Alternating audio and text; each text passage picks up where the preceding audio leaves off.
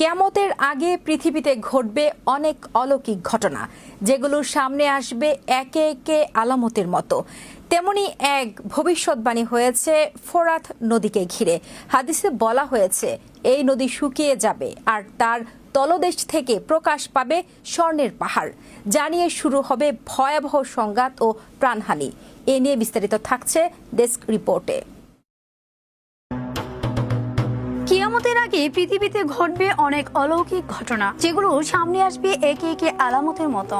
তেমনই এক ভবিষ্যৎবাণী রয়েছে ফোরাত নদীকে ঘিরে। হাদিসে বলা হয়েছে এই নদী শুকিয়ে যাবে আর তার তলদেশ থেকে প্রকাশ পাবে স্বর্ণের পাহাড়, যা নিয়ে শুরু হবে ভয়াবহ সংঘাত ও প্রাণহানি। সাম্প্রতিক সময়ে ফোরাত নদীর পানি নাটকীয়ভাবে হ্রাস পাওয়ায় হাদিসের এই বর্ণনা আবারও এসেছে আলোচনায়। কিয়ামত সম্পর্কে কোরআন ও হাদিসের বহু নির্দেশনের কথা বলা হয়েছে।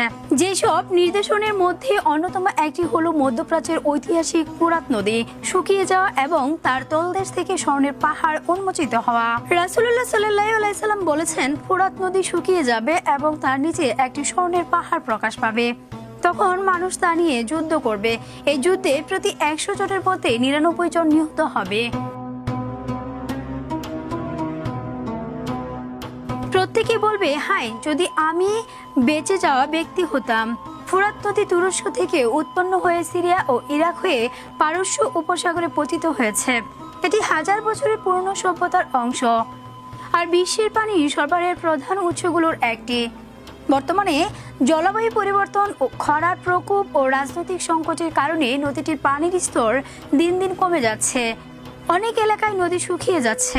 ফলে হাদিসে বর্ণিত ভবিষ্যৎবাণীর বাস্তবতা নিয়ে আবারও আলোচনা শুরু হয়েছে। ইসলামী স্কলারদের মতে হাদিসে বলা স্বর্ণের পাহাড় বাস্তব স্বর্ণ হতে পারে। আবার কেউ কেউ একে মূল্যবান খনিজ সম্পদের প্রতীক হিসেবে আখ্যা করেছেন। কেউ কেউ বলেন এটি কালো স্বর্ণ অর্থাৎ তেলের প্রতীক। তবে অধিকাংশ মুহাদ্দিস মনে করেন হাদিসে সরাসরি জাহাব অর্থাৎ স্বর্ণ শব্দটি ব্যবহৃত হওয়ায় এটিকে রূপক নয় বাস্তব অর্থেই নিতে হবে। বিখ্যাত হাদিস ব্যাখ্যাকার ইবনে হাজার আসকালানি রহমতুল্লাহি আলাইহি উল্লেখ করেছেন, ফোরাত নদীর এই স্বর্ণের পাহাড় প্রকাশ কিয়ামতের বড় আলামতগুলোর মধ্যে একটি এবং এটি ইমাম মাহদীর আগমনের আগে ঘটবে।